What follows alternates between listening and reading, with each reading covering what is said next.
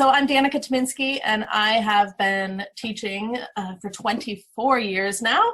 I started teaching outdoor ed at the YMCA Camping Services in San Diego. I have also taught kindergarten. I taught 3rd through 8th grades. I taught in the emergency shelter system in San Diego. I've also taught graduate courses at Antioch for teachers. I currently teach 6th grade at Swift River School in New Salem, Massachusetts. And I can't tell you how much I love working there.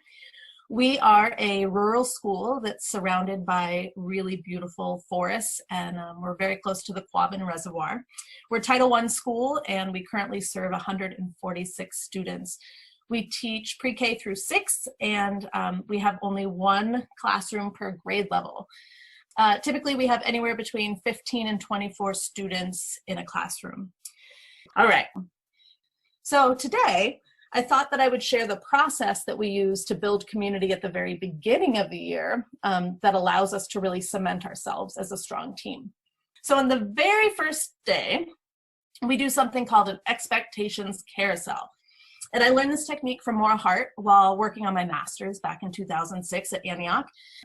I have used this technique in every single first day of class, from 3rd graders to graduate students. If they've been with me on a first day, they have participated in this process. Before the students arrive for the first day, I pose questions around the room. I use big chart paper. Some questions are hung up on the walls or on the windows, some are laid out on tables. And students are grouped randomly, and they rotate through, adding their responses to each question. Before we begin, we talk about what brainstorming is, the notion that all ideas are valid, and the fact that spelling and grammar don't count, because that always makes kids nervous. The kids pick a person to be a scribe, or they can take turns, whatever works best for them. So I pose the following questions that are on this slide, and we take about 2 minutes per question. If they see that when they get to a page that they agree with the response that's already been given, they can just add a star or a check mark to that one. Once the groups have answered all of the questions, we reconvene to look at everyone's ideas as a whole group. One of my favorite questions on this list is, what can happen if you resist learning? And I'm the first to share with them that I have been in classes before that I just don't want to be in. I mean, I'm sure you know what I'm talking about. That PD that you didn't volunteer for, but you were voluntold to attend. I tell them that I know the feeling where you throw up a wall and you check out and you refuse to participate. We've all been there. We talk about the effects that this can have on our learning.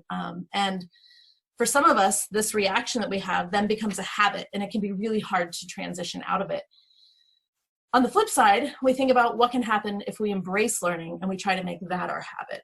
So we have some really deep discussions on that very first day about the way we're approaching our learning and our jobs together.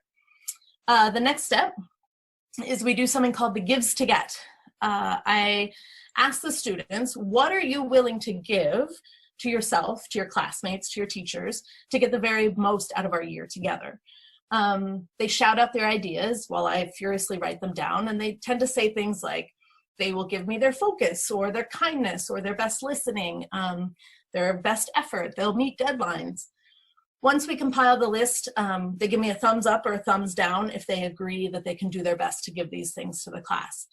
If there is a thumbs down, and it's only happened once, we talk about the concern, and then we either find a way to edit the give to get, or we come to a compromise. So after that part, Bertie and I share with them what we are willing to give them to help get the most out of our year together. So we read through this list together, and then finally we get to the last one that says unconditional love.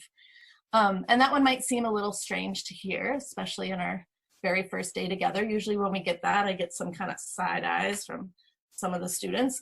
And I share with them a concept that I learned from Alex Chevron-Bennett in her trauma-informed teaching workshop. And that's Carl Rogers' concept of unconditional positive regard. So I read the statement to them out loud.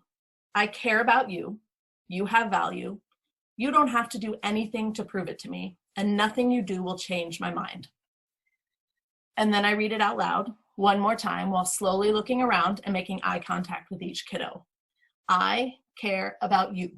You have value. You don't have to do anything to prove it to me, and nothing you do will change my mind. This concept has completely revolutionized the way I work with kids. Of course, I always loved them, but I never directly explained that to them. Now, I'm super upfront. I help them understand that there might be days when we disagree, or when I'm not super stoked with the choices that they're making. It won't change how I feel about them as humans. I will love them no matter what. After that, we get to something called the non-negotiables, which are the expectations of the classroom that are not up for debate. The only one that ever kind of catches them by surprise, again, is the last one, which says 0 tolerance for put downs. Put downs, including those prefaced or ended with, I'm just joking, those aren't allowed in the classroom. We really work hard to build each other up, and put downs just aren't a part of that. After that, after school that day, I type up all the responses to the entire process, and I turn it into a contract that I can share with families so that they get a glimpse into how our expectations take shape. It also becomes a document that we can refer back to throughout the year, and if we want to tweak it as we go, we can certainly do that.